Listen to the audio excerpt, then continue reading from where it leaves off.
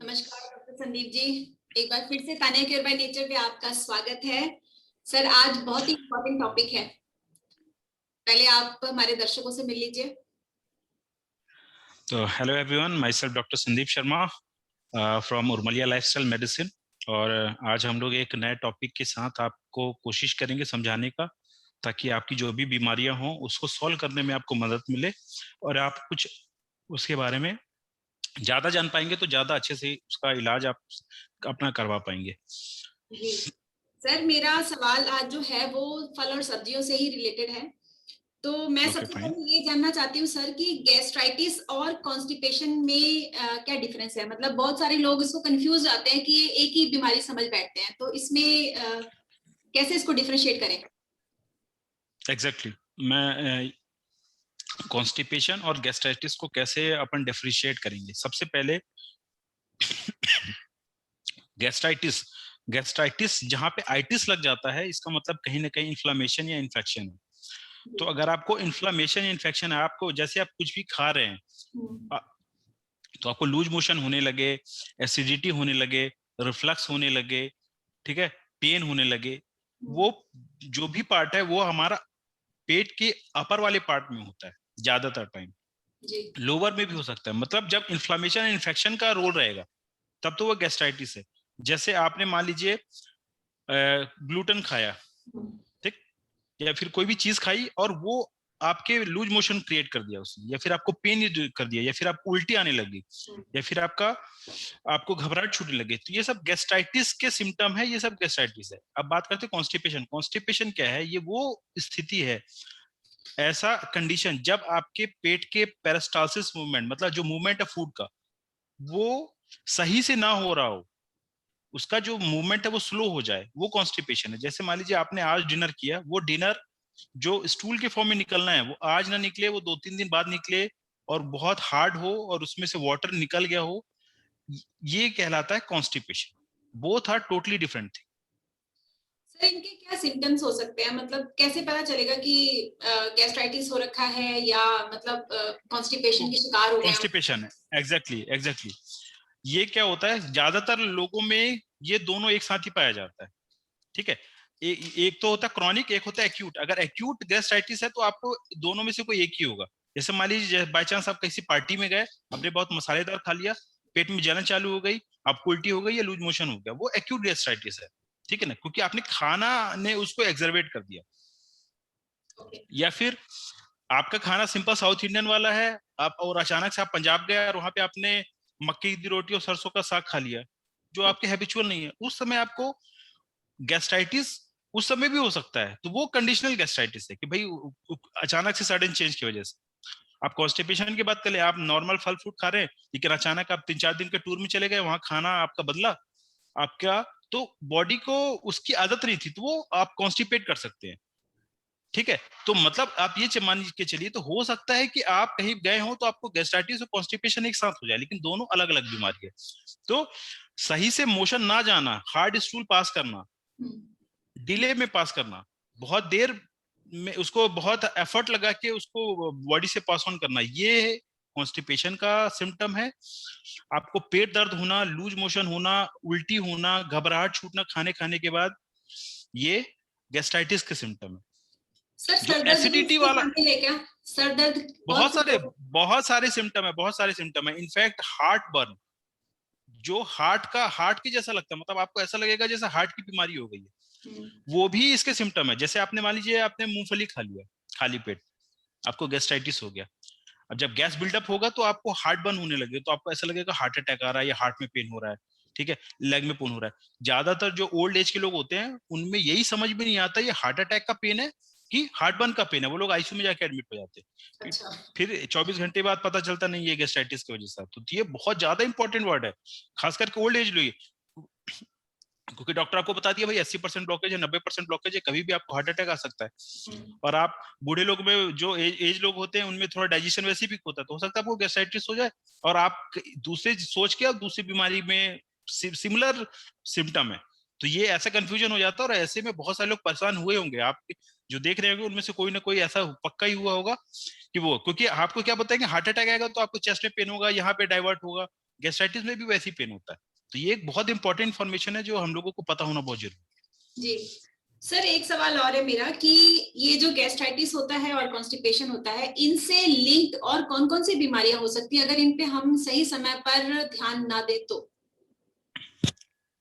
सही समय पे ध्यान नहीं दे तो ये तो मान के चलिए जितने भी लाइफस्टाइल डिजीजेस हैं उनके होने से पहले ये होता है। क्यों? ओके। क्योंकि सीधी बात है, आपने खाना गड़बड़ कर रहे हैं।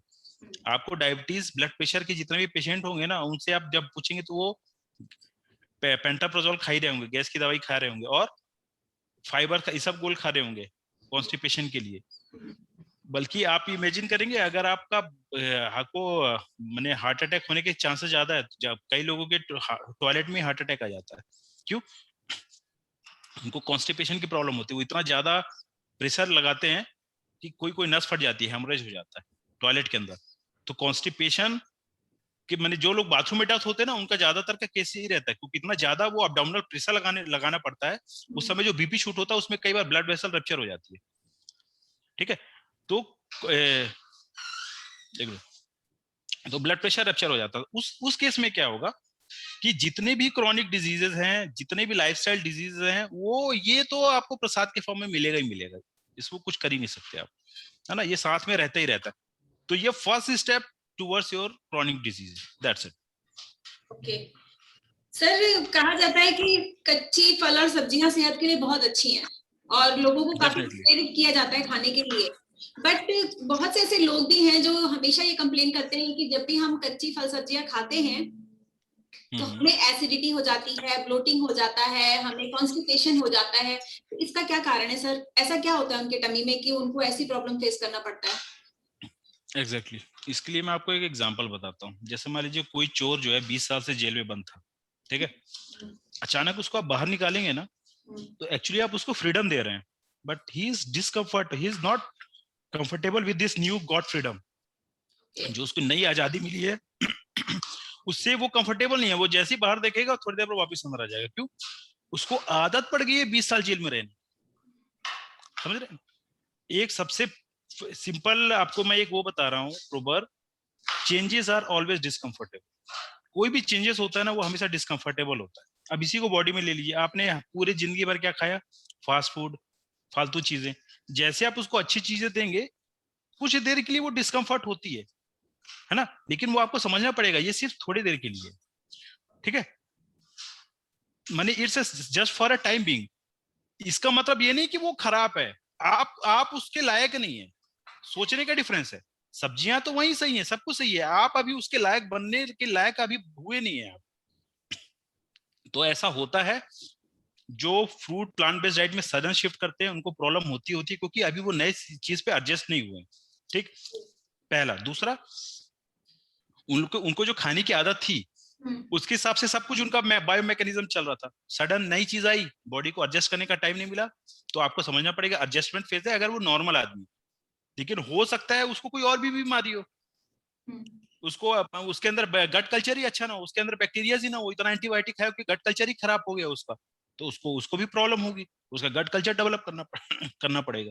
तो ये होता ही होता है। जो भी खाया होगा, जो देख रहे होंगे उनको पता होगा, जो पहली बार स्टार्ट किए होंगे डेफिनेटली प्रॉब्लम गई होगी।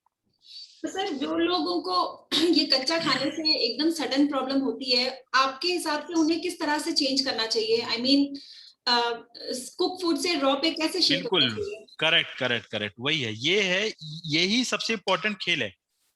इसी से डिसाइड हो जाता है कि वो पेशेंट आगे उसको करेगा कि नहीं करेगा। क्योंकि उसका ये वाला फेज अगर बहुत आसानी से निकल गया, तब तो वो स्विच कर जाएगा। यहीं पे थोड़ा ध्यान देने की जरूरत है। इसका मतलब है कि पहले सडन चेंज करेंगे तो वो परेशान हो जाएगा। मतलब सीधी बात है, स्टेप बाय स्टेप चेंज करेंगे। तो सबसे पहले आप फ्रूट से स्टार्ट करिए। ठीक, कौन से फ्रूट? पहले तो आप सीधे आप एकदम बहुत ही ज्यादा जो सिट्रस फ्रूट है, अगर उससे आपको दिक्कत हो रही है उसको मत खाइए।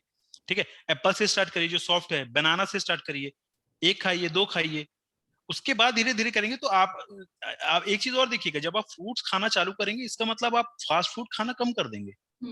ड्यूल, दो धारी तलवार है। आप एक ज्यादा खाएंगे तो दूसरा अपने आप ही कम हो जाएगा ना।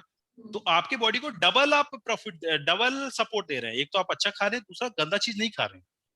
तो आपका बॉडी एडजस्ट होना चालू करेगा। अगर सब कुछ ठीक है और कोई बीमारी नहीं है तो धीरे धीरे आप हो जाएगा। जैसे मैं बता रहा हूँ, जैसे छोले होते, चने होते हैं, बहुत दिन तक मत खाइए, अचानक खाएंगे आपको गैसीनेस हो जाएगी। लेकिन पंजाबी लोग तो डेली के बेसिस पे छोले खाते हैं, उनको नहीं होता। क्यों? उनका गट कल्चर वैसा डेवलप हो गया। तो आपको गट कल्चर में शिफ्ट होने में क्या करेंगे, क्वांटिटी को इंक्रेडिबल बढ़ाएंगे। मेरा तो सीधा फंडा, मैं 10% रूल फॉलो करता हूँ।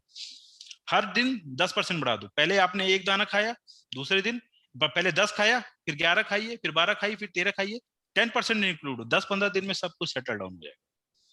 सर, जिन लोगों की डाइजेशन मतलब जिनका स्टमक बहुत सेंसिटिव होता है towards any kind of food, उन्हें अगर बीमारियां हुए और उन्हें सजेशन किया गया है कि भाई आप रॉ डाइट पे आ जाइए और उनको बहुत ज्यादा प्रॉब्लम होती है, तो उनके लिए आपका कोई सजेशन है? कि क्योंकि आप लाइफस्टाइल डॉक्टर हैं, आप बहुत अच्छे से गाइड कर पाते एग्जैक्टली एग्जैक्टली ऐसे लोगों को मैं तो सलाह दूंगा कि आप किसी डॉक्टर के अंदर में रहिए। क्योंकि क्या होता है, ये लोग परेशान हैं, अगर ये चीज से भी वो परेशान हो जाएंगे ना, तो वो लोग बोलेंगे इससे तो पहले वाला ज्यादा अच्छा था, है ना। तो इसके लिए एक आपको कोई एक गाइड करने वाला होना बहुत जरूरी है। ठीक। क्योंकि क्या होता है, आपको नहीं पता कि क्या खाने से क्या हो रहा है। ये खाने की वजह से हो रहा है कि आपके वीकनेस की वजह से हो रहा है, तो डेफिनेटली मैं बोलूंगा कोई फिजिशियन माने किसी के अंडर में ट्रीटमेंट लेंगे। फिर भी मैं आपको एक वो बता रहा हूँ कि आप कोई ना कोई बीमारी आपको रही होगी, तभी आप ये इस पे आ रहे हैं। अगर जो ऐसे पेशेंट है जो इतना टिपिकल है, तो पहले देखना पड़ेगा वो बीमारी क्या है। पता चला किसी को पहले से ही गैस्ट्राइटिस है, नॉर्मल फूड से गैस्ट्राइटिस है, वो पहले से इतने सालों से वो ले रहा है, पेंटाप्रोजोल ले रहा है, दूसरे ड्रग्स ले रहा है, तो उसके अंदर का सिस्टम तो पहले से ही डिमिनिश है। ठीक। तो उसको उसको प्रॉब्लम होगी, तो धीरे धीरे बात है, वो डोज टेपरिंग करना पड़ेगा उसको। फूड को धीरे धीरे इंक्रीज करेंगे, मेडिसिन को धीरे धीरे डिक्रीज करेंगे, है ना। तो ये डोज टेपरिंग वाला खेल है। अगर मेडिसिन पे डिपेंडेंट है, और ज्यादातर टाइम मेडिसिन पे डिपेंडेंट होता ही है पेशेंट, क्योंकि तभी तो वो आप यहाँ तक पहुंचा है। तो वो मेडिसिन को धीरे धीरे बंद करना पड़ेगा। धीरे धीरे उसके पेट में जो उसका जो स्टमक है, गैस्ट्रोइंटेस्टाइनल ट्रैक्ट है, वहां पे गट कल्चर को बढ़ने देने का लिए तो उसको समय देना पड़ेगा। क्यों? रातों रात कभी नहीं बढ़ेगा। हो सकता है कुछ कुछ चीजों में हम लोगों को बाहर से इनोकुलेशन कराना पड़े, तो इसके लिए कुछ कुछ बाहर से आते हैं ऑर्गेनिज्म, माने प्रोबायोटिक और प्रीबायोटिक, वो देना पड़ सकता है। ठीक है। तो ये टोटली पेशेंट के डिपेंड करेगा कि वो पेशेंट का क्या स्टेटस। हर पेशेंट के लिए ये एकदम सेम टू सेम मैं बता ही नहीं सकता, ये तो पेशेंट के ऊपर डिपेंड है। लेकिन ये बात है, अगर प्रॉब्लम आ रही है, इसका मतलब ये नहीं कि इसके आगे कुछ नहीं है, उसका सोल्यूशन है। बस आप सिर्फ टाइम का बात है कि आपका कितने दिन में एडजस्ट हो पाते हैं। दूसरा दूसरा मान लीजिए किसी को आईबीएस है, इरिटेबल बाउल सिंड्रोम है, उसको बहुत टाइम लगेगा, बहुत ज्यादा टाइम लगेगा, बहुत परेशानी भी होगी, है ना। तो ये कुछ अनक्यूरेबल डिजीज की कैटेगरी में, फिर भी रॉ फूड डाइट और नेचुरोपैथी में पेशेंट ठीक हो रहे हैं। भले चाहे प्रॉब्लम हो रही हो, लेकिन एटलीस्ट सोल्यूशन तो है। तो डेफिनेट बात है, जो प्रॉब्लम होगा, अगर कुछ बहुत क्रॉनिक डिजीजेस है, मैं तो आपको सलाह करूंगा, अगर आपके बस का नहीं है तो किसी डॉक्टर के अंडर में आप इलाज कराइए, so that you can get better chance of getting out of such type of diseases. Okay sir, जब भी कॉन्स्टिपेशन होता है तो ज्यादातर हमने सुना है कि ईसाबगोल की भूसी खाने को कहा जाता है कि आप ईसाबगोल खाइए, दूध में डाल के या पानी में डाल के उसको खाइए। वो एक थिन लेयर बनाता, मतलब पेट में एक अच्छा सा स्लाइमी लेयर जेल बना क्रिएट देता है। करती है। हाँ, जेल एग्जैक्टली। बनाती है वो। और उसके साथ एनिमा का भी बहुत ज्यादा आजकल प्रचलन है। तो आपके हिसाब से करेक्ट। कितना ज्यादा इफेक्टिव है और कितना ज्यादा सेफ है ये दोनों चीजें लेना? एग्जैक्टली सबसे पहले बात करते हैं, अगर आप कॉन्स्टिपेटेड हैं, इसका मतलब है कि आपका जो स्टूल है वो आपके गैस्ट्रोइंटेस्टाइनल ट्रैक्ट में जाके सूख गया है, जम गया है।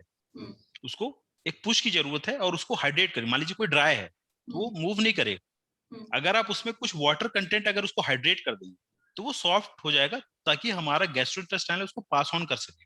हम्म, तो जो कॉन्स्टिपेटेड पेशेंट है इतना ज्यादा है कि उनको ऐसी चीज की जरूरत पड़ती है, पैराफिन वैक्स डालने के बाद भी उनको नहीं हो रहा है, उनके लिए एनीमा बहुत अच्छा है। और ज्यादातर क्या होता है ऐसे केसेस में बता रहा हूँ, जो हॉस्पिटल बेड रिडन होते हैं, जो हॉस्पिटलाइज होते हैं, कोई ऑपरेटेड रहता है, बहुत दिन से मूव नहीं कर पाता, उनको ये होता है, उनके में एनीमा देते हैं, चाहे वो नेचुरोपैथी हो या फिर हॉस्पिटल हो, हॉस्पिटल में भी एनीमा देना पड़ता है। तो उन सब केसेस के लिए तो अच्छा है, क्योंकि और तो कोई ऑप्शन भी नहीं बचा, हम्म, क्या करेंगे। लेकिन अगर आप डेली बेसिस पे उसी के ऊपर डिपेंडेंट हो जाएंगे, तो वो तो बहुत खराब है।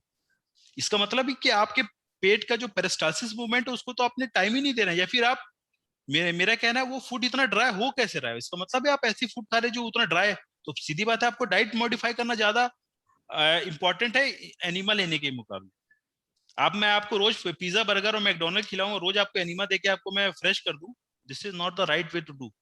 आपको इन मीन वाइल जब तक आप स्विच कर रहे हैं खाने पे तब तक के लिए तो ठीक है, लेकिन रोज के रोज बेसिस पे नॉट रिकमेंडेड। पहला। दूसरा, आप एनीमा देंगे बार बार तो आपको ये समझना पड़ेगा, आप कोई ना कोई चीज आप अपने पेट के अंदर डालेंगे तो उसकी इंटरनल लाइनिंग भी डैमेज हो सकती है, वो भी कंसिडर करना पड़ेगा। तो एक दो बार डैमेज बॉडी हील कर लेगा, लेकिन उसी चीज को बार बार आप डैमेज करेंगे तो दिक्कत आ सकती है, इंटरनल लाइनिंग डैमेज हो सकता है। तो मैं बार बार के लिए रिकमेंड नहीं करता हूँ। अगर पेशेंट की नीड है ऑन द स्पॉट तो गो फॉर इट, लेकिन उस पर आप डिपेंड नहीं होइए। और ये तो ऑलमोस्ट हर चीज के लिए लागू होती है। तो एनीमा। अच्छा, दूसरी बात, ज्यादातर टाइम में क्या होता है, उसको ना तो कॉन्स्टिपेशन है ना कुछ है, जबरदस्ती का एनीमा चला जा रहा है, प्रोटोकॉल हो गया एनीमा। कुछ नहीं हो रहा, एनीमा दे दो। ये तुमको क्या खांसी आ रही है, एनीमा दे दो। इसको मैंने फैशन नहीं बना लेना, जहाँ पे डिमांड है तो डेफिनेटली गो फॉर इट, लेकिन रोज के रोज का धंधा बनाना ये तो not not at all recommended. As per मेरे हिसाब से तो बिल्कुल रिकमेंडेड नहीं होना चाहिए। Sir, who should avoid raw food, मतलब किनको रॉ फूड से थोड़ा बचना चाहिए? I mean for some time, कुछ समय के लिए किन लोगों को आप रेकमेंड करते हैं कि आप एग्जैक्टली रॉ फूड से थोड़ा सा बचो? जो स्टार्ट कर रहे हैं, जो अभी अचानक से डाइट स्विच कर रहे हैं, ठीक है, उनको तुरंत देंगे तो वो अपने आप ही खाना बंद कर देंगे, क्योंकि उनको इतनी परेशानी होती है। तो वही मैं बताना चाह रहा हूँ, अभी आप स्टार्ट कर रहे हैं, आपके पहले कदम है। जैसे मान लीजिए आपको आईएएस कलेक्टर बनना है, तो आप डायरेक्ट जाके 12 साल मन नहीं पढ़ेंगे और सीधे जाके आईएएस का एग्जाम नहीं दे पाएंगे, बहुत कठिन होगा। मेरा कहना है धीरे धीरे बढ़िए, धीरे धीरे स्विच करिए। आपको इस स्थिति में आने में बहुत टाइम लगा था, है ना, इतने सालों से आप गंदा खाना खा रहे हैं, तो अच्छा खाना एडजस्ट करने में आपके बॉडी को थोड़ा टाइम लगेगा। तो आपको जब ये चीज मान के करेंगे तो आपको अपने आप को ही रीड करना है, भाई मेरे को क्या खाने से क्या प्रॉब्लम हो रही है, उसको धीरे धीरे इंक्रीज करेंगे।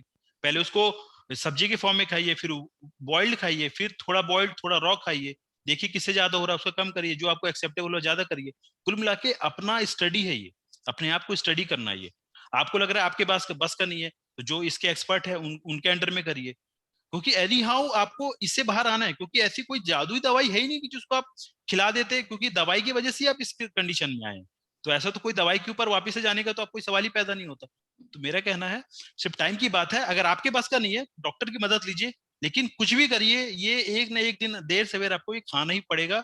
तो तब जाके आप यह बीमारियों से दूर हो पाएंगे। मेन बात तो ये, जब आपको टारगेट पता रहेगा ना, तो बात हो सकता है कभी डॉक्टर की मदद से हो, कभी खुद हो, कोई आपका फ्रेंड हो, लेकिन खाना है, आप नहीं खा पा रहे तो अपने आप को उस लायक बनाएंगे कि आप खाने लगे। सर, एक सवाल और है मेरे मन में कि क्या हाई एसिड डाइट या लो एसिड डाइट का इससे कोई लेना देना है? एग्जैक्टली हाँ हाँ, बिल्कुल लेना देना है। जैसे गैस्ट्राइटिस का लेना देना है। ज्यादातर क्या होता है, आपको आपके स्टमक में एसिड जो है, एसिडिटी हो रही है, मतलब कुछ एसिड का तो खेल है। लेकिन यहाँ पे एक बहुत बड़ा कंफ्यूजन है, जो शायद मेरे को हो सकता है एक अलग वीडियो बना के ये सब जाना पड़े, लेकिन मैं बता रहा हूँ, आपके स्टमक में एसिड नहीं बन रहा, आपने खाना ऐसा खा लिया जो बहुत ज्यादा एसिड डिमांडिंग है, उसको प्रोसेस करने के लिए एसिड की जरूरत पड़ेगी, तो आप तो उतने कैपेबल ही नहीं है, तो वो फूड के साथ आपको कॉन्स्टिपेशन भी होगा, एसिडिटी भी होगी। मैं सिंपल बता रहा हूँ, आपको एसिडिटी की प्रॉब्लम है तो आप सिंपल मान लीजिए उबला आलू खाते हैं, योर बॉडी एडजस्ट। अब आपने फ्रेंच फ्राइज खा लिया, ठीक है, आलू दम खा लिया, जी। वही आलू फ्रेंच फ्राइज में एसिडिटी और आपको परेशानी कर देगी, लेकिन उबले हुए फॉर्म में आपको नहीं करेगी। तो एसिड डिमांडिंग फूड उसका एक अलग ही पूरा बहुत बड़ा साइंस है, जो मेरे को काफी टाइम लगेगा समझाने में, लेकिन ये बहुत इंपॉर्टेंट साइंस है, और ये बहुत शायद कहीं पे नहीं है, ऑलमोस्ट नहीं। तो मैं एक्चुअली में पूरा बताना चालू करूंगा तो काफी टाइम लग जाएगा। तो I hope I will get another video we will make on that, so that इस टॉपिक को मैं कर सकूं, क्योंकि मैं छोटे में समझा के लोगों को कंफ्यूज नहीं करना चाहता। लेकिन जो आप सवाल पूछ रहे हैं ना, ये बहुत ही गहरा डीप सवाल है, और आने वाले समय में आपको पता चलेगा कि ये कितना बड़ा इंपॉर्टेंट टॉपिक है, जिससे सब कुछ लिंक्ड है, सब कुछ लिंक है फ्यूचर में। तो मैं आपको बात बताऊंगा, बस मेरी ये बात याद रखिएगा, इसके वीडियो के कुछ वीडियो बाद में वो जरूर टॉपिक लेंगे, क्योंकि इसको मैं आधा नहीं छोड़ना चाहता, बहुत इंपॉर्टेंट। जी, मैं इसको हाईलाइट कर देती हूँ कि ये इसको मैं जरूर लूंगी। पर्टिकुलर हम वीडियो बनाएंगे इस टॉपिक पे, एसिड डाइट के ऊपर, high acid and low acid diet. लेकिन सर, इस वीडियो को कंप्लीट करने के लिए मैं आपसे चाहूंगी कि आप हमारे दर्शकों को इतना जरूर बता दें कि मतलब प्रोटीन और जो फैट है, ये ब्रेक डाउन होने में बहुत ज्यादा टाइम लगता है, और इनको एसिड की बहुत ज्यादा जरूरत होती है पेट के अंदर, ताकि वो डाइजेस्ट हो सके।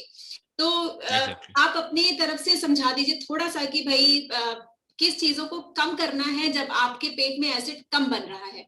बाकी तो हम कवर करेंगे नेक्स्ट एग्जैक्टली वीडियो में। जी मैं आपको कुछ चीजें बता रहा हूँ, अगर हो सकता है ना समझ में आए, बस इसको एज ए इन्फॉर्मेशन रख लीजिए। डाउट होगा वो अगले वीडियो में मैं जी क्लियर कर दूंगा।